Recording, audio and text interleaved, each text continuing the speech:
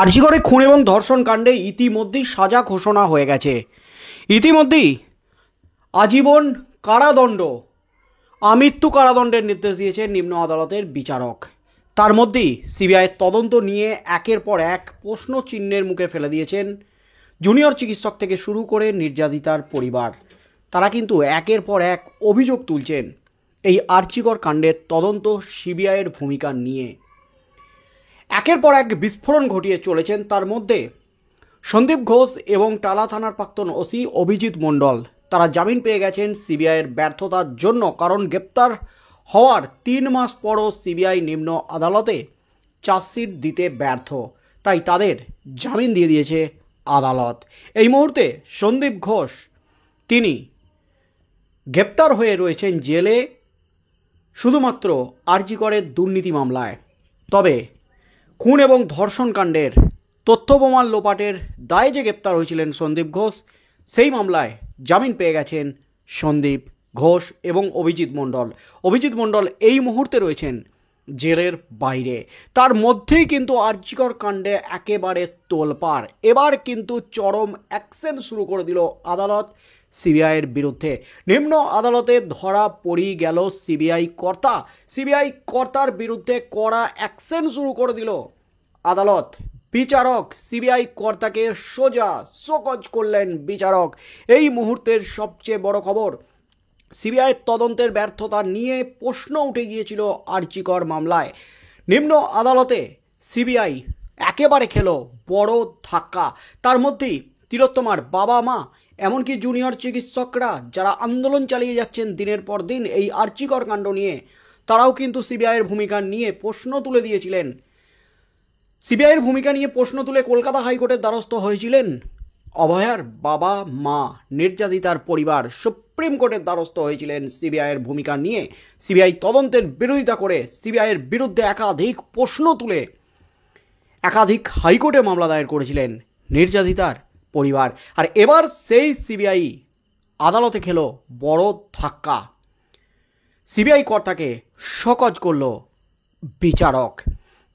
আদালতে ধরা পড়িয়ে গেলেন সিবিআই কর্তা।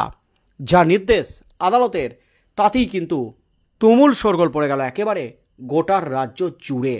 এই মুহূর্তে সিবিআই শুধুমাত্র আরজিকর কাণ্ডের তদন্ত চালাচ্ছে তা নয়, সিবিআই রাজ্যের একাধিক দুর্নীতি মামলার তদন্ত চালাচ্ছে। শিক্ষক নিয়োগ দুর্নীতিকাণ্ড থেকে শুরু করে কয়লা পাচার, গরু পাচার, পুরসভার নিয়োগ দুর্নীতি, তার সাথে সাথে রেশন দুর্নীতিকাণ্ড, একাধিক মামলায় সিবিআইয়ের তদন্ত নিয়ে ভূমিকা নিয়ে বারবার বিভিন্ন আদালত প্রশ্ন তুলে দিয়েছেন।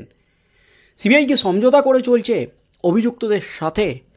সিবিআই কি গটাপ কেস খেলছে? সিবিআই কি বিক্রি হয়ে গেছে? এই প্রশ্নগুলো কিন্তু বারবার উঠছিল। আর এই আরজিকর কাণ্ডের তদন্তের যে গতি প্রকৃতি সিবিআইয়ের, সেটা নিয়ে কিন্তু প্রশ্ন উঠেই গিয়েছিল। আর এবার আর ধোপে টিকল না কোনো যুক্তি। এবার কিন্তু শোকজ খেতেই হলো সিবিআইকে। আরজিকরে আর্থিক দুর্নীতি মামলায় সন্দীপ ঘোষের বিরুদ্ধে রাজ্যের অনুমোদন পেয়েছে সিবিআই, কিন্তু ট্রায়াল কোর্টকে সে কথা জানানো হয়নি। আগেই কলকাতা হাইকোর্টে অনুমোদনের কথা জানিয়েছে তদন্তকারী সংস্থা। এতে আলিপুর আদালত ক্ষুব্ধ। সিবিআইকে তারা শোকজ করেছে। তার আগে সিবিআইয়ের আইনজীবীকে ধমক দিয়েছেন আলিপুর সিবিআইয়ের বিশেষ আদালতের বিচারক। তার বক্তব্য, এই অনুমোদনের জন্য চার্জ গঠন প্রক্রিয়া আটকে আছে, তাই আগে এই অনুমোদনের কথা ট্রায়াল কোর্টে জানানো উচিত ছিল। আরজিকরে আর্থিক দুর্নীতি মামলায় গত 29শে নভেম্বর আলিপুর আদালতে চার্জশিট জমা দিয়েছিল সিবিআই। তাতে নাম ছিল হাসপাতালের প্রাক্তন অধ্যক্ষ সন্দীপ ঘোষের, কিন্তু তিনি রাজ্য সরকারি কর্মচারী হওয়ায় তার বিরুদ্ধে চার্জ গঠনের জন্য সরকারের অনুমোদন প্রয়োজন। সেই অনুমোদন এতদিন আটকে ছিল। সম্প্রতি রাজ্যের অনুমোদন মিলেছে। হাইকোর্টে সে কথা জানায় সিবিআই। আদালত 7 দিনের মধ্যে সন্দীপের বিরুদ্ধে চার্জ গঠনের নির্দেশ দেয়। বৃহস্পতিবার সেই সংক্রান্ত শুনানি ছিল আলিপুর আদালতে। সেখানেই সিবিআইকে চরম ভৎসনা করলেন বিচারক। রাজ্যের অনুমোদন পাওয়ার পরেও কেন আলিপুর আদালতে প্রথমেই তা জানানো হলো না? সিবিআইয়ের উদ্দেশ্যে এমন প্রশ্ন করেন বিচারক। সিবিআই জানিয়েছে 27 তারিখ সন্ধ্যায় অনুমোদন পাওয়া গেছে, তারপর তা খতিয়ে দেখছিল সংস্থা। সেই কারণে আলিপুর আদালতে জানানো হয়নি। বিচারকের মন্তব্য, ট্রায়াল কোর্টকে বাইপাস করে হাইকোর্টে জানালেন।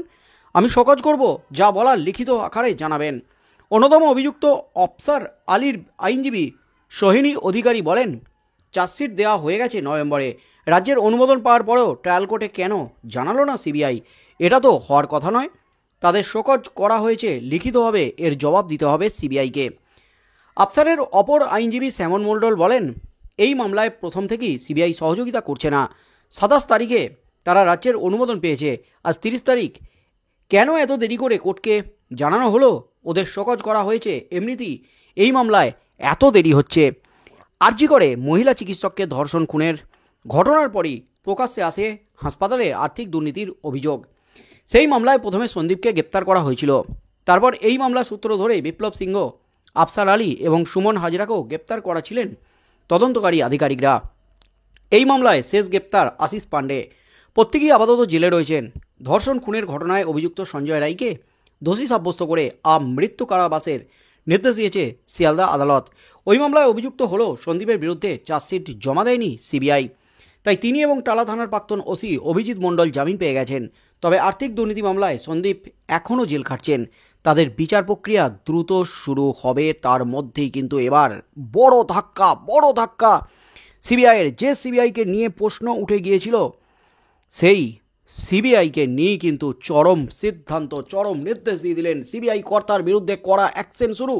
নিম্ন আদালতের বিচারকের সিবিআই কর্তাকে শোকজ করলেন নিম্ন আদালতের বিচারক। আদালতের নির্দেশে আরজিকর মামলার তদন্তভার পেয়েছিল সিবিআই। চিকিৎসককে ধর্ষণ ও খুনের অভিযোগ নিয়ে তদন্তে সূত্রপাত হলেও ক্রমে কেঁচো খুঁড়তে কেউটে বেরিয়ে আসে, সামনে আসে আর্থিক দুর্নীতির অভিযোগ। সেই মামলায় এবার কার্যত নজিরবিহীন নির্দেশ আদালতের। সিবিআইয়ের তদন্তকারী অফিসার কি সোজা শোকজ করল সিবিআইয়ের বিশেষ আদালত। আরজিকরে আর্থিক দুর্নীতি মামলায় অন্যতম অভিযুক্ত হিসাবে গ্রেপ্তার করা হয়েছিল প্রাক্তন অধ্যক্ষ সন্দীপ ঘোষকে, কিন্তু তার নামে চার্জ ফ্রেম করা যাচ্ছিল না। আসলে স্বাস্থ্য ভবন অনুমোদন না দেওয়ায় চার্জ ফ্রেম করা যাচ্ছিল না। সম্প্রতি সেই অনুমোদন দেওয়া হয়েছে স্বাস্থ্য দপ্তরের তরফ থেকে, কিন্তু বিশেষ সিবিআই আদালতে সেই তথ্য দেওয়া হয়নি বলে অভিযোগ সিবিআইয়ের বিরুদ্ধে।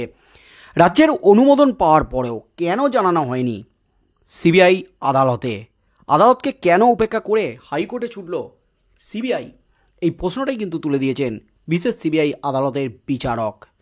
অর্থাৎ নিম্ন আদালতে, বিশেষ সিবিআই আদালতে একেবারে চরম থেকে চরমতম ধাক্কা সিবিআইয়ের।